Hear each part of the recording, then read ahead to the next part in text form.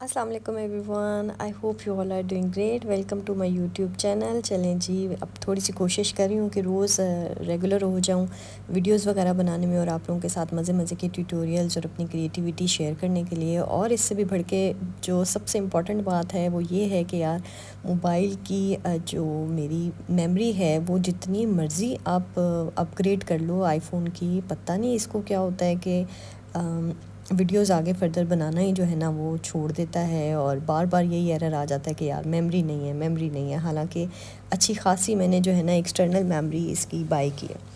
चलें जी, getting back to work. बहुत ही प्यारा स्पेशल सा एक पार्सल ऑर्डर था जो कि मैंने बनाना था अपनी एक बहुत ही अडोरेबल क्लाइंट के लिए जिनकी नई नई शादी हुई थी।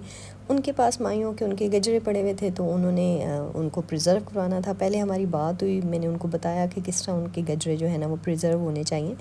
अगर आपको भी किसी किस्म का कोई है इशू कि यार गजरे वगैरह किस तरह प्रिजर्व करें, तो मैंने अपने चैनल पे प्रीवियसली वीडियो अपलोड की हुई है कि किस तरह आपने प्रेस करके जो है ना फ्रेश फ्लावर्स वाले गजरों को ही आपने प्रिजर्व कर लेना है। आपने उनको अच्छे तरीके से ड्राई कर लेना है ताकि उसके अंदर से सारी नमी जो है ना वो ख़त्म हो जाए और वो ready to get preserved and resin tray हो जाए। यहाँ पे मैंने थोड़े से उनके गजरे के जो थोड़े से पेटल्स जो थे वो उतर रही थी, उसी को अपने गोल्डन फ्लेक्स के साथ शामिल करके रेजिन में डाल दिया। और साथ हमने कलर डिसाइड किया था क्लाइंट के साथ मिलके ओपल गोल्ड कलर की एक अपनी ही खूबसूरती है, एक अपनी ही जो है ना इसकी रॉयल्टी है। ये बहुत ही हसीन लगता है और आई गेस कहीं भी पड़ा हो, चाहे वो बेडरूम हो, चाहे ड्राइंग रूम हो और लाउंज हो, इवन किचन वगैरह में भी ये कलर आपका हर जगह कॉम्प्लीमेंट करता है। This is something I really like about this colour कि एकदम से आपकी चीज़ को जो है ना वो रॉयल लुक प्रोवाइड करता है। यहाँ पे ओपल गोल्ड रेज़िन जो है वो मैंने पोर कर दिया है। मैं बताती चलूँ, ये है हमारी जनाब 15.5 इंचज़ लेंथ वाइज और तकरीबन 9 से 10 इंचज़ ये है विड्थ वाइज। जैसे कि आप देख रहे हैं जॉट इंस्पायर्ड शेप है इसकी। कहीं से भी एक स्पेसिफ़िक हम साइज़ जो है ना वो मेजर नहीं कर सकते। यहाँ पे सारे का सारा रेज़िन जो है वो मैंने उंडेल दिया। जैसे कि हम सबको पता है कि रेज़िन इज़ समथिंग बहुत कीमती, और तो उसका एक एक कतरा जो है ना वो हम लाजमी पोर कर देते हैं, चाहे वो ट्रे हो, चाहे वो कोस्टर वगैरह हो। अच्छा, अभी आप मेरे हाथ देख रहे होंगे तो यकीन करें this is something I really don't like about my self कि मैं बिल्कुल भी ग्लव्स नहीं पहनती। लेकिन मेरी जो भी स्टूडेंट्स होती हैं, चाहे वो मेरी फ़िज़िकल वर्कशॉप की हों, चाहे वो मेरी ऑनलाइन कोर्स की हों, मैं हमेशा कहती हूँ कि भाई लाजमी जो है ना वो आप लोगों ने पहनने हैं अपने ग्लव्स, ताकि आपके हाथ पे रेज़िन ना लगे। मेरा मसला ये है कि मेरे से कभी भी रेज़िन का काम जो है ना वो नहीं हो सकता हाँ, अगर मैंने ग्लव्स पहने हुए हो। मैं क्या करती हूँ कि मैं अपने पास रखती हूँ बेबी वाइप्स। ठीक है, बेबी वाइप्स अगर हल्का सा भी मुझे टच हो जाए मेरा जो रेज़िन है, तो मैं बहुत जल्दी से जो है ना वो बेबी वाइप्स के साथ उसको साफ़ कर लेती हूँ। आई एम सो सॉरी, ये मैंने हाथ में ही पकड़ा रखा और मैं भूल गई कि यार वीडियो रिकॉर्ड हो रही है, तो ये कितना इरिटेटिंग लग रहा है, जो कि अभी वॉइस ओवर करते हुए मुझे पता चल रहा है। खैर, इसको हम साइड पे कर देते हैं और मैं बस जो मेरी पहली लेयर मैंने पोर की थी उसके ऊपर है जनाब ओपल गोल्ड का एक साइड वाली रेज़िन, दूसरी साइड है हमारी गोल्ड फ्लेक्स की विद रोज़ पेटल्स जो कि उन्होंने ही मुझे प्रोवाइड किए थे, और साथ है उनका एक बहुत ही स्पेशल सा रोज़, और रोज़ के साथ है बहुत ही स्पेशल सा उनकी शादी का मायूं का गजरा। और अब जनाब मैं बना रही हूँ, हालांकि ये अच्छा टाइम नहीं है कि मैंने स्वेल्स जल्दी बनाना शुरू कर दिए, इसलिए वो जो है ना वो मिक्स एंड मैच हो जाएंगे। The best time for making your swells is जब आप रेज़िन पोर कर दें उसके एटलीस्ट 15 मिनट्स के बाद करें। तो जब जैसे ही जिस किस्म का भी आप डिज़ाइन बनाते हैं वो उसी लिहाज से जो है ना वो वहीं पे प्यारा सा डिज़ाइन बन जाता है। खैर, स्वेल्स बनाना इज़ समथिंग के जो मुझे बहुत ज़्यादा फैसिनेट करता है, मुझे बहुत ज़्यादा सेटिस्फाइंग लगता है, इसलिए मैं हमेशा लाजमी इसको जो है ना वो हाँ स्वेल्स बनाती हूँ। मुझे प्लेन रेज़िन वाली लुक इतनी खूबसूरत नहीं लगती जितनी मुझे स्वेल्स वाली लगती है। यहाँ पे मैंने स्वेल्स बना दिए हैं और अब बारी आएगी इन बबल्स को रिमूव करने के लिए। जैसा कि आप देख रहे हैं कि मुझे बहुत ही मज़ा आ रहा है, तो मैं बस इसको क्या कहते हैं ड्रैग कर रही हूँ और साथ साथ मैं इसके अच्छे तरीके से स्वेल्स वगैरह बना रही हूँ।